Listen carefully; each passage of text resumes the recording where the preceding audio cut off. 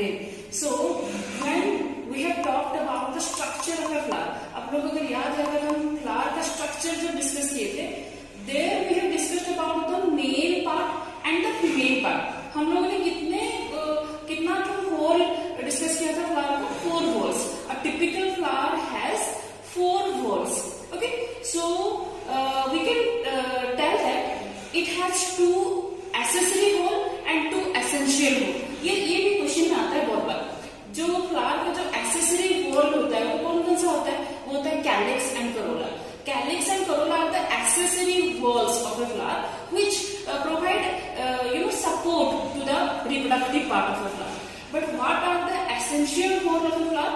The essential whorls are the androecium and the gynoecium part, or else we can say that the stamen and the pistil part is the essential part of a flower. So क्यों हम लोग उसे essential part बोलते हैं? Because reproduction is a necessary event which must takes place to continue the generation. Okay, और जो reproduction continue करने के लिए कौन सा part necessary है? The male part and the female part. That's why the third and the fourth whole are the essential whole of a flower. So let's discuss one by one each. Okay, so अभी हम लोग जो topic discuss कर रहे हैं वो आएगा हम लोग का प्री फर्टिलाइजेशन इवेंट में. आप लोगों को याद है तो हम लोगों ने डिस्कस किया था pre fertilization, fertilization and post fertilization event. तो हम अभी जो टॉपिक डिस्कस करेंगे that will be under the pre fertilization event. क्यों हम उसको प्री फर्टिलाइजेशन इवेंट में लेंगे? क्योंकि ये हम यहाँ पे पढ़ेंगे कि फर्टिलाइजेशन होने से पहले जो मेल पार्ट होता है वो कैसे डेवलप होता है, और नेक्स्ट वीडियो में हम देखेंगे कि जो फीमेल पार्ट होता है वो कैसे डेवलप होता है. इसलिए हम उसको प्री फर्टिलाइजेशन, एक बार वो डेवलप हो गए फिर हम पढ़ेंगे कि फर्टिलाइजेशन कैसे होता है. ओके, समझ में आ गया? तो आज हम लोग ये जो टॉपिक पढ़ने वाले हैं वो keep in mind, this video we are discussing on pre fertilization event. Okay, so let's start the topic, that is stamen. What is stamen? Stamen is the male part of a flower. So हम लोगों ने stamen का अगर मैं broad एक diagram बनाऊं stamen का, so it will somehow look like this. Okay, what we call this as? This is the filament and this is the anther. Okay, this is the anther. Okay, so here already we have discussed. This is the anther of stamen and this is the filament of stamen. हम लोग इसे जो होता है, जो anther होता है, ये जो दो चीज है, दो कंपार्टमेंट जो ये फॉर्म किया है उसे हम लोब्स भी बोल सकते हैं. ठीक है, इसे हम क्या बोल सकते हैं? लोब्स. ये क्या होता है? फिलामेंट. ओके, सो आप लोग अगर यहाँ पे देख रहे होंगे how many lobes this anther है. This anther have 2 lobes. यहाँ पे हम अगर देखें ये एंथर का कितना जो लोब है? 2 लोब है. This is 1 lobe and this is another lobe. So ऐसे जो टिपिकल एंजियोस्पर्मिक फ्लावर होते हैं वो जनरली 2 लोब्स कंटेन करते हैं, और इन लोगों को याद रखिए बाइथिकस बोला जाता है. क्या बोलते हैं उन्हें? बाइथिकस.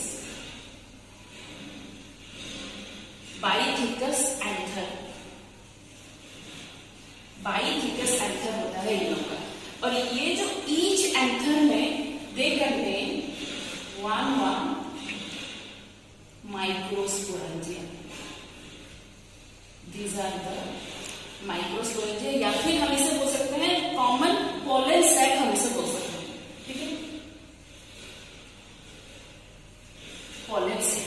एंड ईच पोलन सैक के अंदर क्या रहता है? Each pollen sac contains pollen grains.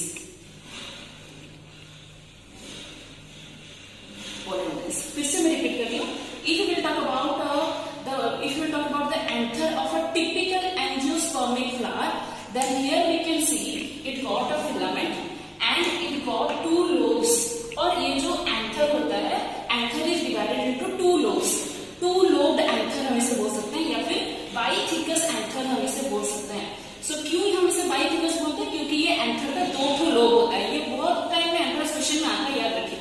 This is the bitheus anther and this anther contains 2 lobes and each lobe contains contains 2 pollen sac, या फिर ये pollen sac का अगर हम टिपिकल नाम बोले तो हम इसे माइक्रोस्पोरेंजिया बोल सकते हैं, ठीक है।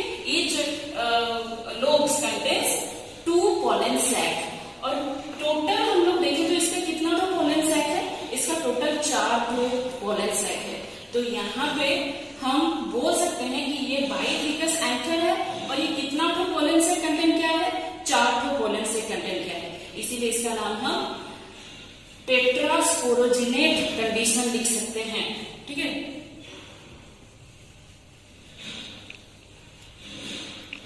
टेट्रास्पोरोजिनेट एंथर हम इसे बोल सकते हैं, क्यों?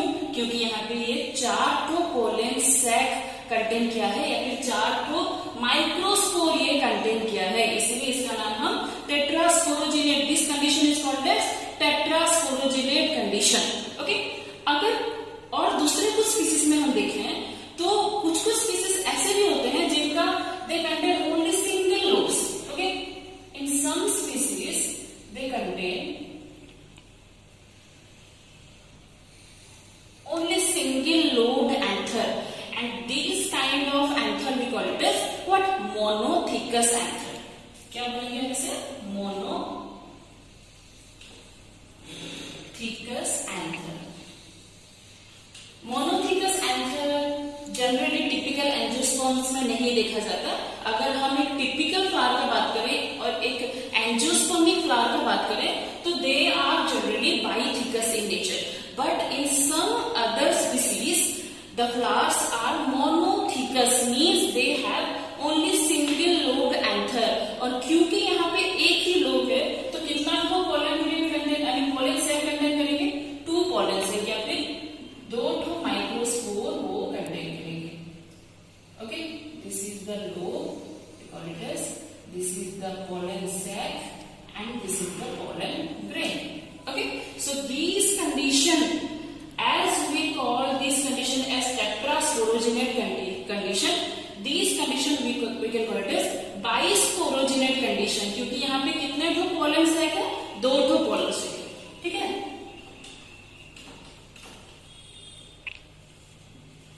Bisporogenate condition, okay. Do not worry, all these things I will give you in notes. So this is a general structure of a typical stamen. So again, I am shortly telling you the recap. If you will talk about a typical angiospermic anther, it has a filament. It got 2 lobes, and each lobe contains 2 pollen sac. And these conditions we call it as bisporogenous anther.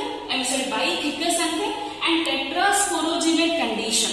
Okay. And if you will talk about some other species, in some other species they may contain 1 lobe. That's why we can call it as monothecous anther, and they got bisporogenate condition, means they should have 2 pollen sac, okay. So ये बहुत time में ये सब entrance questions में पूछता है कि बाइथिकस क्या होता है, मोनोथिकस क्या होता है, टेट्रास्पोरोजेनेट कंडीशन क्या होता है, बाइस्पोरोजेनेट कंडीशन क्या होता है। So this is all about the structure of a stamen, okay. So ये जो stamen होता है, ये जो माइक्रोस्पोर डेवलप होता है, तो फ्लावर वो आता कैसे, ठीक है। तो क्या सेल डेवलपमेंट होता है, क्या सेल डिवीजन होता है कि ये एक एंथर में ये माइक्रोस्पोर्स डेवलप करते हैं, वो प्रोसेस हम अभी पढ़ेंगे। तो the process by which the development of microspores takes place, we call it as microsporogenesis. So now let's discuss about the microsporogenesis, the the parts that are involved in the development of the microspore, in the development of microspore, we call that condition as microsporogenesis. So students, our next topic of discussion is the microsporogenesis, okay. So already we have discussed about the structure of a typical anther. जब मैं typical word use कर रही हूँ तो आप लोग जान लीजिए कि मैं angiosperm anther के बारे में बात कर रही हूँ। Typical flower means we are talking about a typical angiospermic flower, okay. So जैसे कि मैंने आप लोगों को बताया, typical angiosperm anther जो होता है that is dithecous और bithecous in nature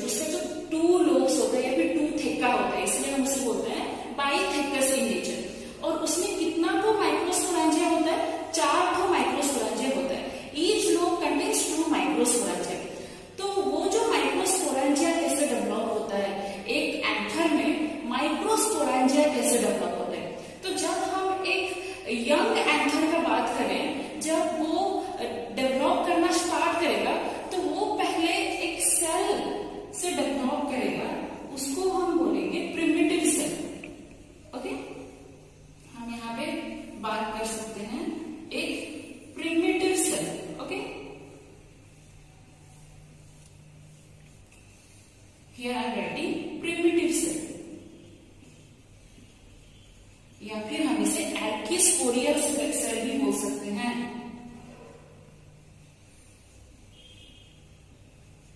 Archisporial cells. Okay, so this is the first cell from where the microsporangia will develop. Okay, या फिर the microsporangium will develop. तो यहाँ पे मैंने देखिए डेफिनेशन लिखा है, माइक्रोस्पोरोजेनेसिस का डेफिनेशन लिखा है, a simple definition, the process of formation of microspore. Microspore क्या होता है?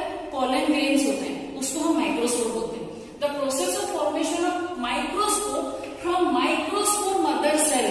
माइक्रोस्पोर मदर सेल मतलब यही जो प्रिमिटिव सेल को ही मैं माइक्रोस्पोर मदर सेल लिखी हूँ, जो कि बाद में जाके माइक्रोस्पोरेंजिया और उसके अंदर माइक्रोस्पोर डेवलप करने वाला है। ठीक है, from a microspore mother cell by meiotic division.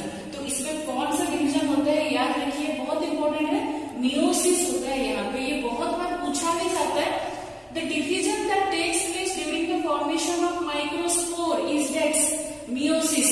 Okay, meiosis कब होता है? जब गैमेट्स फॉर्मेशन होता है। और यहाँ पे गैमेट्स कौन सा है? पोलन ग्रेन जो है वो गैमेट्स है कि नहीं? जो मेल गैमेट होता है वो पोलन ग्रेन होता है। और क्योंकि यहाँ पे एक प्रिमिटिव सेल, या फिर हम इसे बोल सकते हैं एर्किस्पोरियल सेल, या फिर हम इसे पोलन मदर सेल भी बोल सकते हैं, तो यहाँ से डेवलप होगा अभी एक माइक्रोस्पोरेंजिया। ओके, और माइक्रोस्पोरेंजिया के अंदर क्या रहेगा? माइक्रोस्पोर्स रहेगा। सो दीज प्रिमिटिव, सो ये जो प्रिमिटिव सेल होता है या फिर आर्किस्पोरियल सेल जो होता है, now it will develop into somehow a typical developed structure of anther. So यहाँ पे ये डेवलप होता है ये structure. So this is the development that takes place in the anther. Okay, and these contains two microsporangia in each lobe. If you can see, अगर आप यहाँ पे याद करेंगे तो हम लोग पढ़े थे कि एक एंजियोस्पर्मिक एंथर जो होता है वो दो लोब कंटेन करता है, and this is one lobe and this is another lobe, and each lobe contains two microsporangia. इसे हम बोल सकते हैं प्राइमरी स्पोरोजीनियस टिश्यू।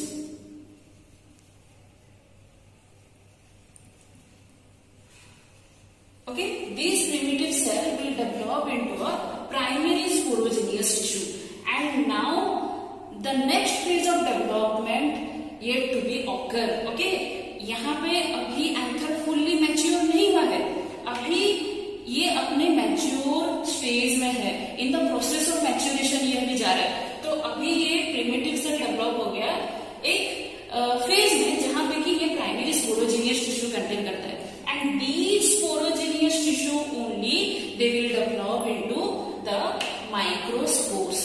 तो कैसे डेवलपमेंट होता है हम लोग यहाँ पे देखेंगे।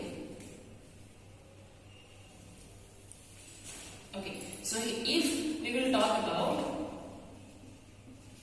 अ फुल्ली डेवलप्ड एंथर, तो एक फुल्ली डेवलप्ड एंथर का कुछ पार्ट होता है। Okay, so it has generally some layers of cells. This is very important, listen it carefully. इसका जनरली 3 लेयर होता है। ये हम बात कर रहे हैं एक डेवलप्ड एंथर के बारे में। It generally have 3 layers, okay, and it contains 4 pollen sac, या फिर 4 माइक्रोस्पोरेंजिया ये कंटेन करेगा। We will talk about each part in details.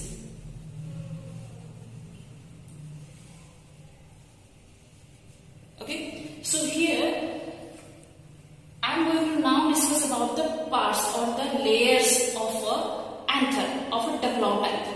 So if we will talk about a developed anther, it got its first layer, we call it as epidermis. The second layer we can call it as endothecium. The third layer we call it as middle layer. Okay, so यहाँ पे देखिए मैंने 3 ठो layer लिख लिया. Anther जो होता है वो 3 ठो लेयर से कवर करके रखता है माइक्रोस्पोरेंजिया को. सो ये जो माइक्रोस्पोरेंजिया होते हैं that are covered by 3 layered anther. So the first layer is the epidermis. Let's talk about the function in detail. If will talk about the function of epidermis, epidermis जो होता है तो जो जनरल फंक्शन जो epidermis का आपको पता है, it provides protection. So here also the epidermis provide protection to the microsporangia. ये जो फुल जो माइक्रोस्पोरेंजिया स्ट्रक्चर जो अंदर है, जो कि मेन चीज कंटेंट क्या है, क्या कंटेंट क्या है, वो मेल गैमेट कंटेंट क्या है, पोलन ग्रेन कंटेंट क्या है.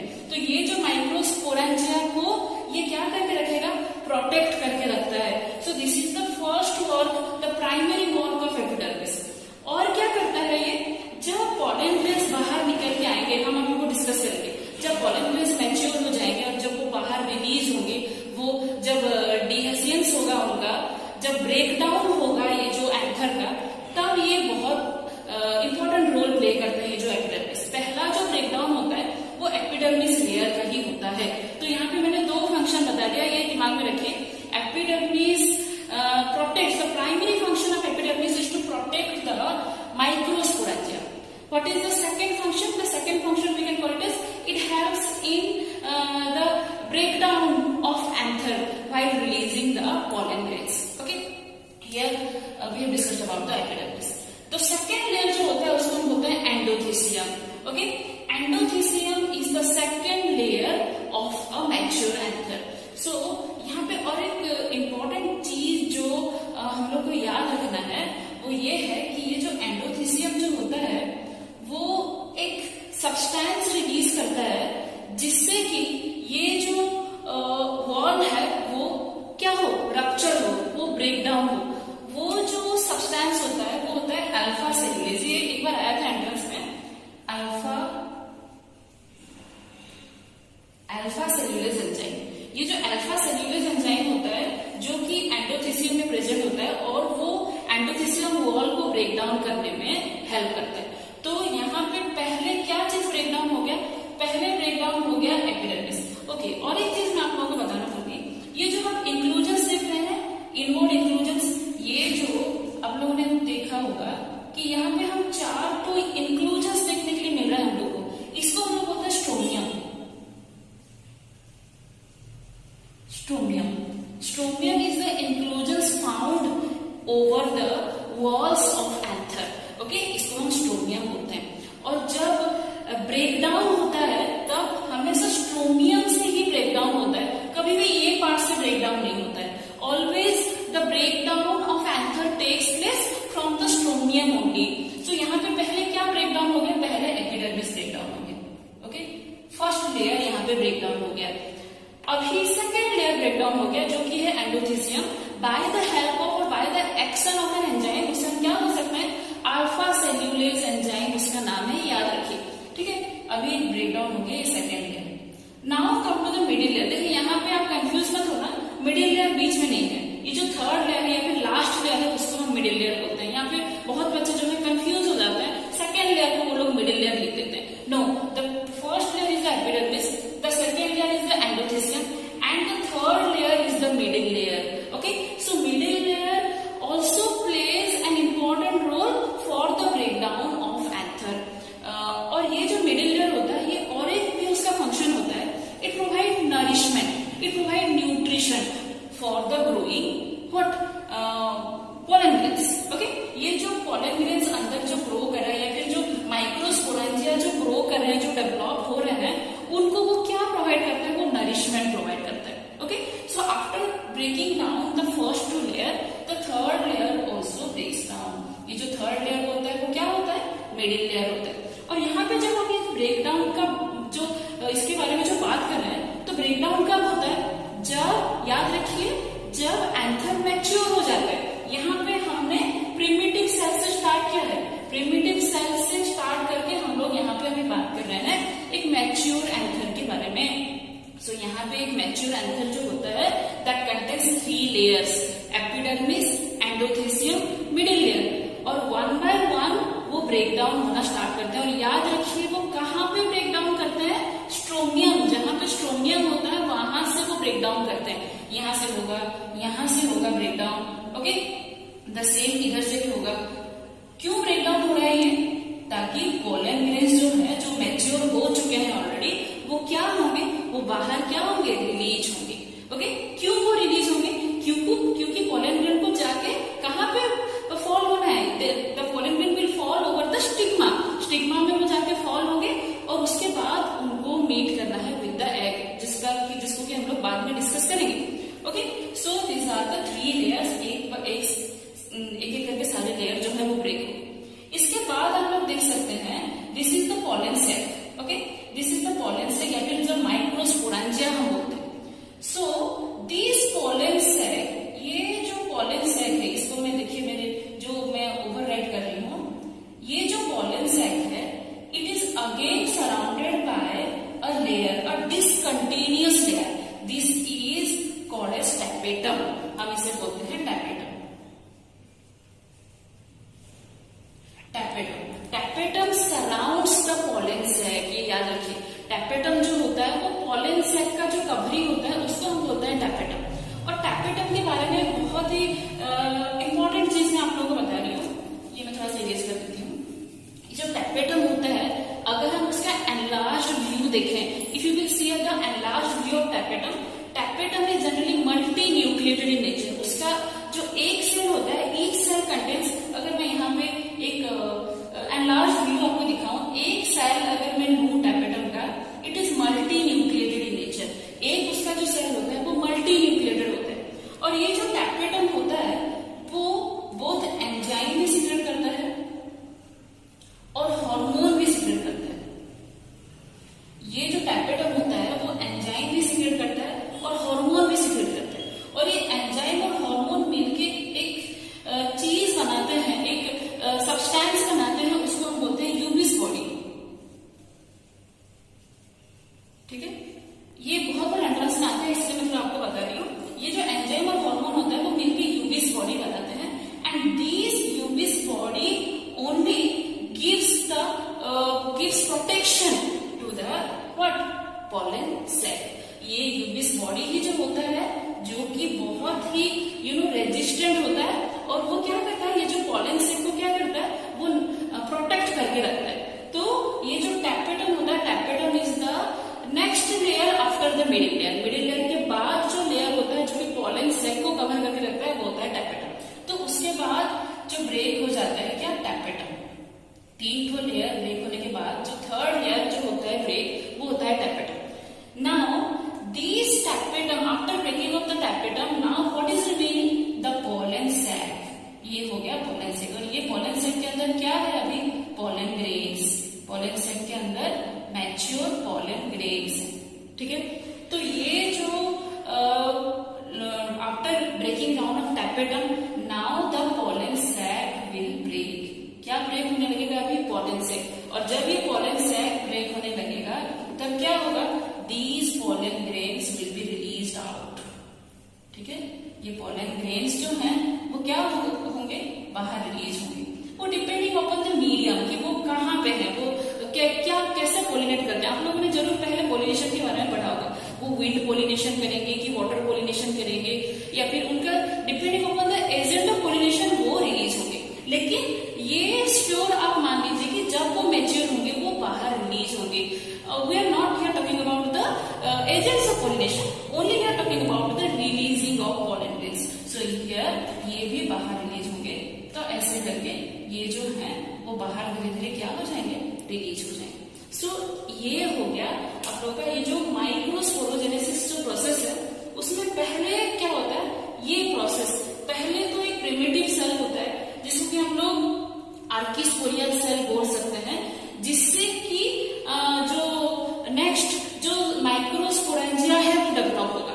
ओके, सो ये जो हम लोग अगर बात करें एक टिपिकल एंजियोस्पर्मिक एंथर के बारे में, तो वो 4 माइक्रोस्पोरेंजिया कंटेन करता है, इसीलिए इसको टेट्रेड कंडीशन भी बोलते हैं हम लोग। सो ये जो 4 माइक्रोस्पोरेंजिया होता है वो कैसे डेवलप होता है, कि एंथर का जो स्ट्रक्चर होता है वो कैसे होता है। अगर यहाँ पे मैं आपको पूछूं एक एंथर का कितना लेयर होता है, 3 layers that are the epidermis, endothelium and middle layer. और उसके बाद जो होता है वो होता है माइक्रोस्पोरेंजिया. तो जो माइक्रोस्पोरेंजिया फिर पॉलन सैक जो होता है that is outernally externally covered by a cell called as tapetum. ठीक है, ये टैपेटम कवर करके रखता है पॉलन सैक को और inside the pollen sac it contains the pollen grains.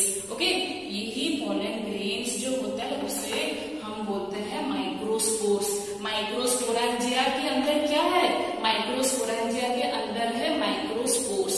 Okay, सो ये माइक्रोस्पोरेंजिया ये माइक्रोस्पोर को डेवलप करेंगे और ये जो माइक्रोस्पोरेंजिया के अंदर जो माइक्रोस्पोर डेवलप हो रहे हैं ना, वो प्रोसेस को हम लोग माइक्रोस्पोरोजेनेसिस बोलते हैं.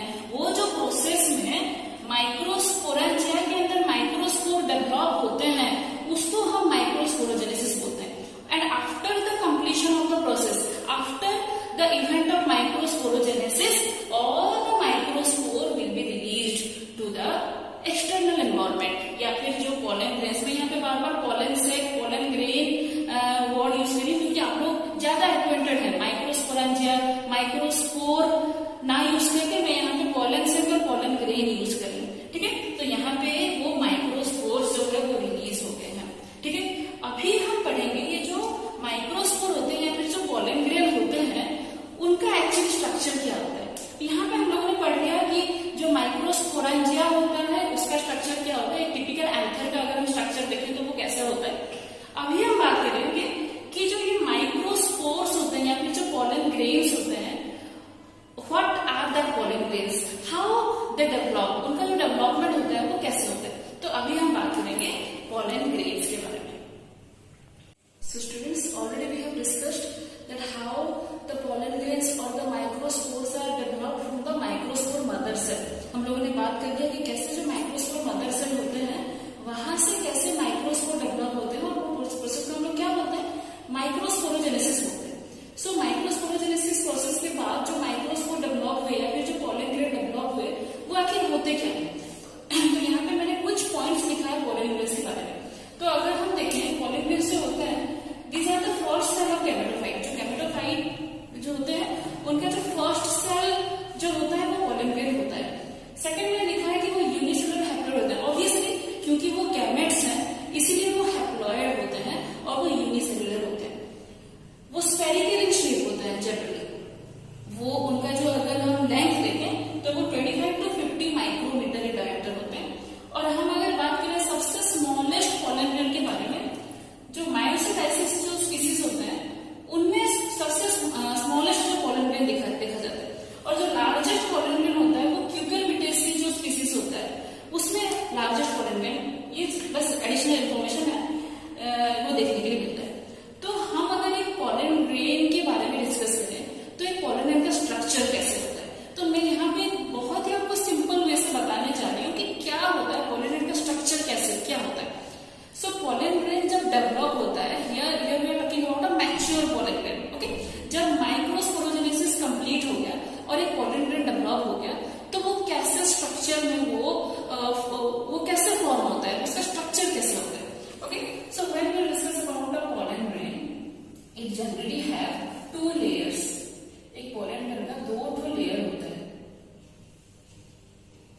यहाँ पे आप देख पा रहे होंगे कि मैं इनसाइड में एक जो लेयर बनाई वो कंटिन्यूअस लेयर बनाई और आउटसाइड जो लेयर बना रही है वो डिसकंटिन्यूअस लेयर बना रही है. Okay, so this is the discontinuous layer और the outer layer and the second layer is the continuous layer और the inner layer of pollen grain. The outer layer of pollen grain is called as exine. Okay, जो outer layer होता है pollen grain का उसे हम बोलते हैं exine and the inner layer is known as intine. The outer layer of pollen grain is known as exine and the inner layer is known as intine. So the exine layer जो होता है that is generally discontinuous in nature. Here if you can see then there are small pores over here and these pores are known as germ pores. ये जो pores होते हैं या फिर जो discontinuous layer होता है उसके बीच में जो gaps होते हैं उसे हम लोग बोलते हैं germ pores. The outer layer is known as exine exine contains small pores, that's why it is discontinuous, and that is known as the germ pores. Okay, so क्यों उसमें discontinuous होता है, वो भी एक फैक्टर होता है, इसीलिए वो discontinuous होता है, वो मैं भी आपके साथ डिस्कस नहीं कर रही हूँ, ये आपका नहीं है. ओके, सो exine जो होता है वो discontinuous होता है and it contains small pores or small gap over there, we call it as germ pores. Okay, so after the exine layer we can see a continuous layer, that is the intine. Intine layer जो होता है वो continuous layer होता है और ये generally proteinaceous होता है. ओके, और ये जो अंदर में जो मेल गैमेट जो डेवलप हो रहा है उसको वो नरिशमेंट प्रोवाइड करता है.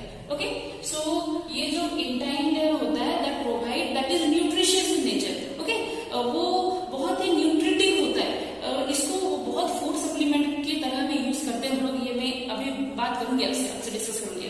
सो ये जो इंटाइन होता है that is very nutritive in nature and it is continuous, it is a continuous layer. So here what is the work of the germ pore? ये जर्म पोर का एक्चुअली काम क्या होता है? ये जर्म पोर एक तो जब पॉलन ग्रेन मैच्योर हो जाता है और वो जाके जब स्टिग्मा में फॉल हो जाता है, ये मैं बोल रही हूँ आफ्टर पॉलिनेशन का प्रोसेस में आपको बोल रही हूँ. पॉलन ग्रेन रिलीज हो गया and after that it will fall over the stigma and there it will develop a pollen tube. ये जो इंटाइन लेयर होता है वो एक पॉलन ट्यूब डेवलप करता है and this pollen tube will be developed by the germ pore. ये जो जर्म पोर होते हैं वहां से वो क्या करेगा, एक्सटेंड होगा. कहां तक जाएगा? ये स्टाइल से होके ओवरी तक जाएगा. ठीक है, ये यहाँ पे स्टिग्मा में फॉल हो गया.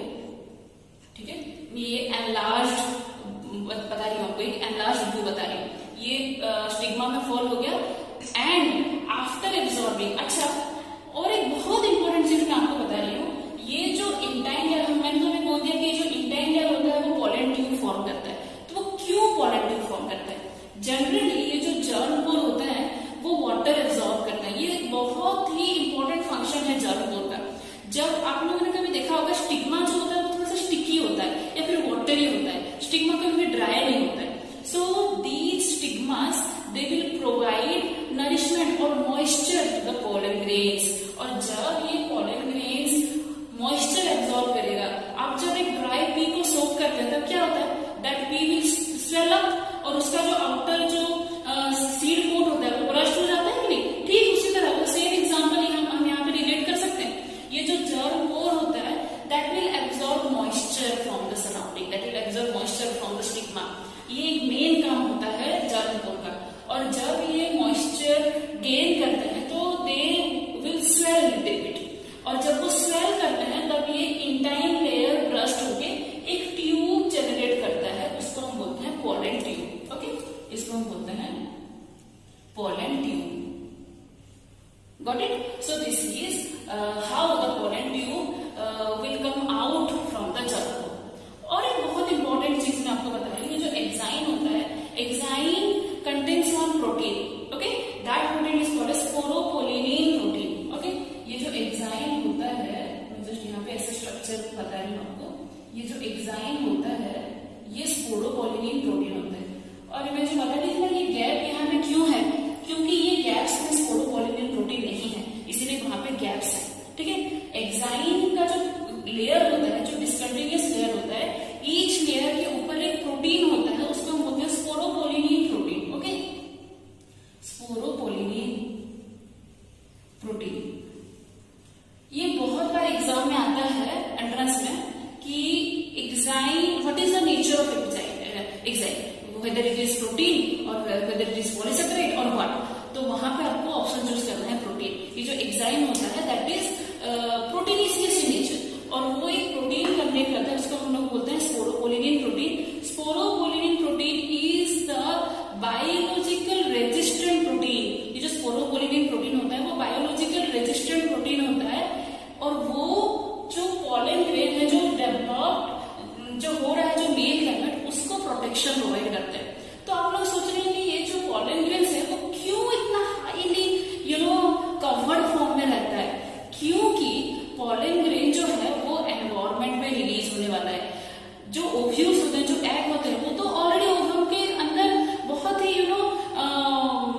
जो हम लोग बोल सकते हैं प्रोटेक्टिव फॉर्म में होते हैं, लेकिन जो पॉलन ग्रेन्स जो होते हैं that they have to come out to meet with the what female gamete.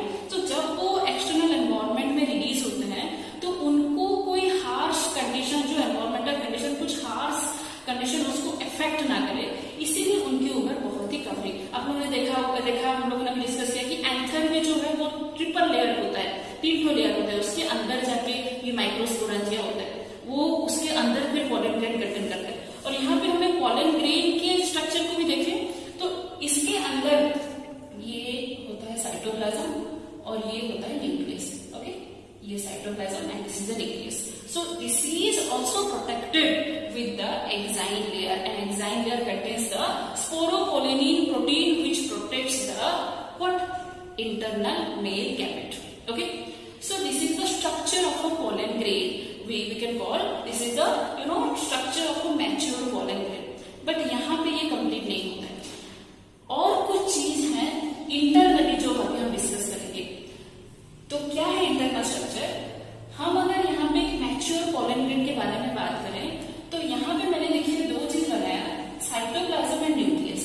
सो जब ये पॉलन ग्रेन डेवलप हो जाता है, जब ये फुल्ली डेवलप हो जाता है, मतलब अब ये फर्टिलाइजेशन करने के स्टेज में आ गया है, तो तब क्या होता है, इसका जो साइटोप्लाज्म और न्यूक्लियस होता है वो 2 सेल में डिवाइड हो जाते हैं। एक सेल थोड़ा सा बड़ा सेल बन जाता है। Okay, this is the cytoplasm. So जो भी साइटोप्लाज्मिक कंटेंट है वो एक सेल बना देता है, और जो न्यूक्लियस है वो एक सेल बना देता है। तो ये जो सेल होता है उसको हम लोग बोलते हैं वेजिटेटिव सेल, वेजिटेटिव सेल। और ये जो सेल होता है इसे हम बोलते हैं जेनरेटिव सेल। ओके, सो जब पॉलन ग्रेन मैच्योर हो जाता है तब वो 2 सेल स्टेज में आ जाता है। उसे हम बोलते हैं, एक जो that will be little bigger in size, उसे हम बोलते हैं vegetative cell. Vegetative cell has the content of the cytoplasm, these are the cytoplasmic contents, they form the vegetative cell, and this is the nucleus of the pollen grain and it is the generative cell. और जब fully develop हो जाता है तब ये generative cell form करता है 2 male gametes. These generative cell will develop into 2 male gametes. तो बहुत से ऐसे स्पीसीज होते हैं जो कि 2 सेल स्टेज, मतलब वेजिटेटिव सेल और जेनरेटिव सेल के स्टेज में ही वो क्या हो जाते हैं, रिलीज हो जाते हैं, जाके स्टिग्मा में फॉल हो जाते हैं। और कुछ ऐसे स्पीसीज होते हैं जो कि 3 सेल स्टेज में रिलीज होते हैं। ठीक है, जब हम इससे पहले बात किए, जब पॉलन ग्रेन रिलीज हुआ, कुछ स्पीसीज होते हैं कि वो 2 सेल स्टेज में रिलीज होते हैं। 2 सेल स्टेज मतलब जेनरेटिव सेल, और इससे पहले मैंने अभी बनाया था वेजिटेटिव सेल और जेनरेटिव सेल। ये सेल के स्टेज में वो रिलीज हो जाता है, बाद में जाके वो स्टिग्मा में जब फॉल हो जाता है तब वो अपना नेक्स्ट डिवीजन करते हैं, वो अपना मेल गैमेट फॉर्म करते हैं। लेकिन कुछ स्पीसीज होते हैं वो एंथर के अंदर ही, माइक्रोस्पोरेंजिया के अंदर ही वो वेजिटेटिव सेल फॉर्म करते हैं, और वो जो जेनरेटिव सेल फॉर्म करते हैं वो फॉर्म होता है 2 ठो क्या में, मेल गैमेट में, male gamete. So this is the structure of a pollen grain. ये एक डेवलप्ड स्ट्रक्चर है पॉलन ग्रेन का। अभी हम लोग ये कौन सा स्टेज के बारे में बात कर रहे हैं, 3 सेल स्टेज के बारे में बात कर रहे हैं। 3 सेल स्टेज के पहले कौन सा स्टेज आया था, 2 सेल स्टेज आया था, जहां पे कि वेजिटेटिव सेल था, जेनरेटिव सेल था। वेजिटेटिव सेल का कुछ यहाँ पे ज्यादा मेजर रोल नहीं होता है, क्या रोल होता है वो मैं आप लोगों को डबल फर्टिलाइजेशन पढ़ाने के टाइम में बताऊंगी। और ये जो जेनरेटिव सेल होता है that is the main cell of what pollen grain, वो मेन सेल होता है पॉलन ग्रेन का, and that genetic cell only it will divide to form 2 male gametes. कितने 2 मेल गैमेट होता है पॉलन ग्रेन का, ये याद रखिए, 2 मेल गैमेट। और ये जो 2 मेल गैमेट है, now they will enter into the pollen tube, and ये पॉलन ट्यूब के थ्रू जाके वो यहाँ पे किसके साथ मीट करने वाले हैं,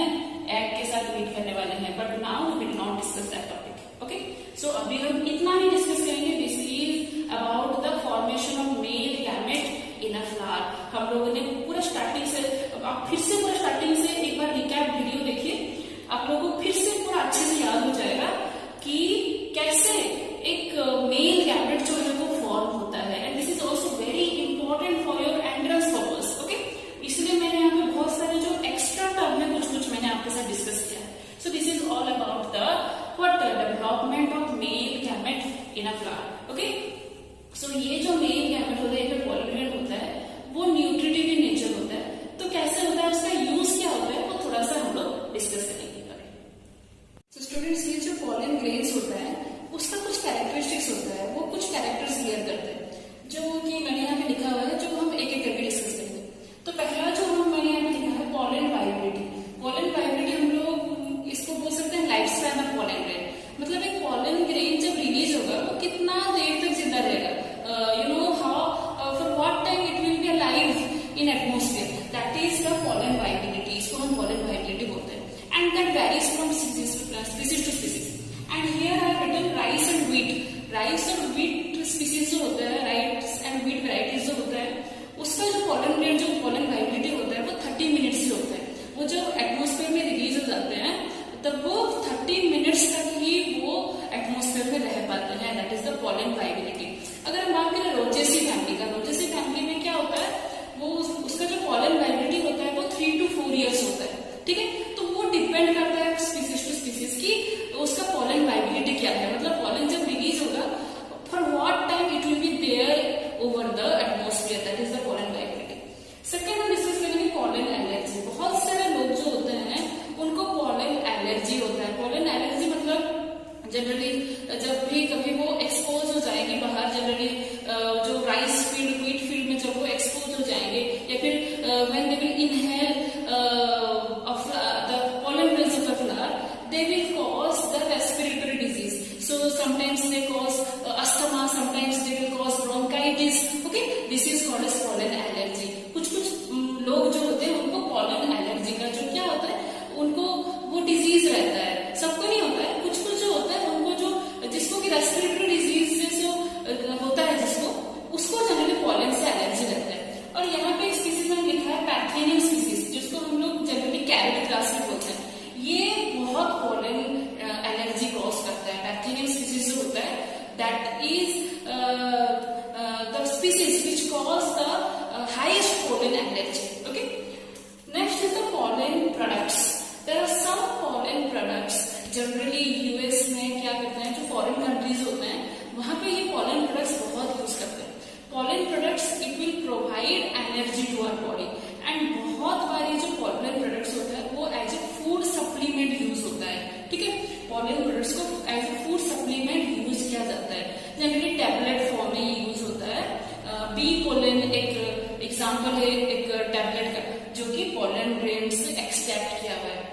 और जनरली जो रेसिंग हॉर्सेस होते हैं ना, जो हॉर्स जो रेसिंग में यूज होते हैं, उनको जनरली ये पॉलन सप्लीमेंट दिया जाता है ताकि उनका जो एनर्जी लेवल, या फिर जो एथलेटिक्स होते हैं वो जनरली ये पॉलन सप्लीमेंट जो होते हैं वो गेन करते हैं। बट ये जो होता है वो नेचुरल नहीं होता है, इसीलिए हमको इसको अवॉइड ही करना चाहिए। ये जो क्या करता है, बॉडी का जो एनर्जी बिल्डिंग में ये हेल्प करता है pollen supplements. Okay, pollen storage. Pollen storage हम क्यों करेंगे? अभी देखिए, मान लीजिए मेरे पास एक पॉलन ग्रेन का वैरायटी है, मेरे पास एक फ्लावर का एक वैरायटी है, तो वो जो फ्लावर वैरायटी है वो धीरे धीरे एक्सटिंक्ट होते जा रहा है। ठीक है, तो मतलब जो एनवायरमेंट कंडीशन है उसको वो सूट नहीं कर रहा है, तो वो फ्लावर मतलब वो जो स्पीसीज ऑफ फ्लावर है वो धीरे धीरे एक्सटिंक्ट होते जा रहा है। तो मैं क्या करूंगी, वो पॉलन ग्रेन को स्टोर करके रखूंगी। ओके, सो हम लोग पॉलन ग्रेन को, साइंटिस्ट जो होते हैं वो पॉलन ग्रेन को स्टोर करके रखते हैं, और जब उसका अप्रोप्रिएट जब कंडीशन आता है, जब अप्रोप्रिएट एनवायरमेंटल कंडीशन आता है, तब they can grow that flower. Okay, so they can store the pollen grain in liquid nitrogen. वो क्या यूज कर सकते हैं, लिक्विड नाइट्रोजन को वो यूज कर सकते हैं, जो कि -96 डिग्री सेल्सियस में वो लोग स्टोर करके रख सकते हैं। ये जो लिक्विड नाइट्रोजन है वो जनरली कोल्ड स्टोरेज में यूज होते हैं, ये आप लोग जानते होंगे।